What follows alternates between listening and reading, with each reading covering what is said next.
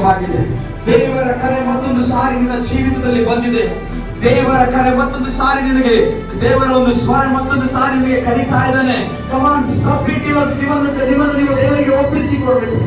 ಆ ಒಂದು ಶ್ರೀಮಂತನು ದೇವರ ಸಾನ್ನಿಧ್ಯದಲ್ಲಿ ಬಂದು ಕೇಳಿದ ಮೊಣಕಾಲು, ದೇವರೇ ನಿತ್ಯ ಜೀವ ಹೊಂದಬೇಕಾದ್ರೆ ಏನು ಮಾಡಬೇಕೆಂದಾಗ ಕೊನೆಗೆ ದೇವರು ಹೇಳಿದನ್ನು ಮಾಡದೆ ಅವನು ಹಿಂತಿರುಗಿ ಹೋದನು. ದುಃಖದಿಂದ ಈ ದಿನ ನಾನು ಹೇಳ್ತೇನೆ, ಈಗ ಮನಸ್ಸನ್ನು ಬದಲಾಯಿಸುವುದಕ್ಕೆ ಈ ದಿನ ನಿರ್ಣಯ ಮಾಡಿಕೊಳ್ಳಿ. ದೇವರೇ, ನನ್ನ ಮಾತು ಬದಲಾಗಬೇಕು ಸ್ವಾಮಿ, ನನ್ನ ನೋಟ ಬದಲಾಗಬೇಕು, ನನ್ನ ಮಾತುಗಳು ಬದಲಾಗಬೇಕು, ನನ್ನ ನಡತೆ ಬದಲಾಗಬೇಕು ಸ್ವಾಮಿ. ಓ ಕರ್ತನೇ, ಲೋಕದ ರೀತಿಯಲ್ಲ ಸ್ವಾಮಿ, ನಾನು ನಿನ್ನ ವಾಕ್ಯದ ರೀತಿಯಲ್ಲಿ ಸ್ವಾಮಿ ನಡೆಯುವವನಾಗಿ ನಿನ್ನನ್ನು ಹಿಂಬಾಲಿಸಬೇಕಪ್ಪ. ದೇವರೇ, ಈ ಲೋಕದ ವೈಭವ ನನಗೆ ಬೇಡ, ಈ ಲೋಕದ ಐಶ್ವರ್ಯ ನನಗೆ ಬೇಡ, ಲೋಕದ ಸ್ಥಾನಮಾನಗಳು ನನಗೆ ಬೇಡಪ್ಪ. ಕರ್ತನೇ, ನೀನು ಬೇಕು ಸ್ವಾಮಿ.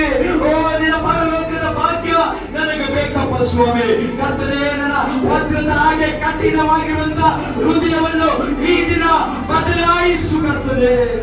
ಬೇಡ್ರಿ ಪ್ರಿಯ, ನಿಮ್ಮ ಬಾಯಿಗಳನ್ನು ತೆಗೆದು ಯಾರು ಕೂಡ ಮೌನವಾಗಿರಬೇಡ್ರಿ. ಕೊನೆಯ 2 ನಿಮಿಷಗಳ ಕಾಲ ನಿಮ್ಮ ಬಾಯಿಗಳನ್ನು ತೆರೆದು, ದೇವರೇ, ನಾನು ದೇವರ ನಿನ್ನಲ್ಲಿ ಬೆಳೆಯುವುದಕ್ಕೆ ಪ್ರಾರ್ಥಿಸುವುದಕ್ಕೆ ಅಡ್ಡಿಯಾಗಿರುವಂತ ಎಲ್ಲವನ್ನು ಬದಲಾಯಿಸು ಕರ್ತನೆ ಎನ್ನುವುದಾಗಿ ಕೇಳಿದೆ. ಪ್ರಿಯರೇ, ನಿನ್ನ ಪ್ರಾರ್ಥನೆಗೆ ಏನು ಅಡ್ಡಿಯಾಗಿದೆ, ನಿನ್ನ ಪರಿಶುದ್ಧತೆಗೆ ಏನು ಅಡ್ಡಿಯಾಗಿದೆ, ಅದನ್ನು ದೇವರು ನಿನ್ನಿಂದ ತೆಗೆದು ಹಾಕುವುದಕ್ಕೆ ಕೇಳು.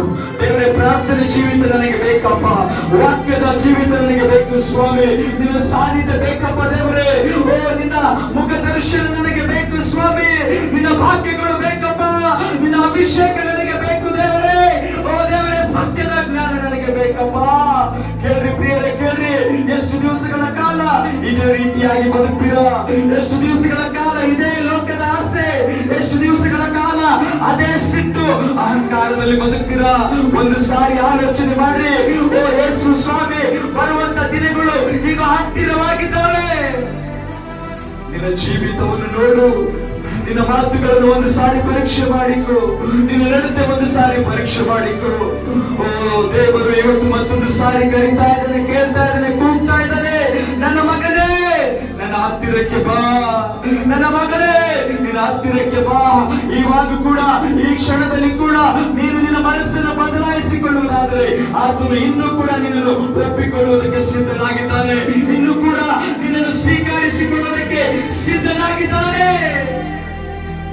ಓ ಯೆಸಯ್ಯ.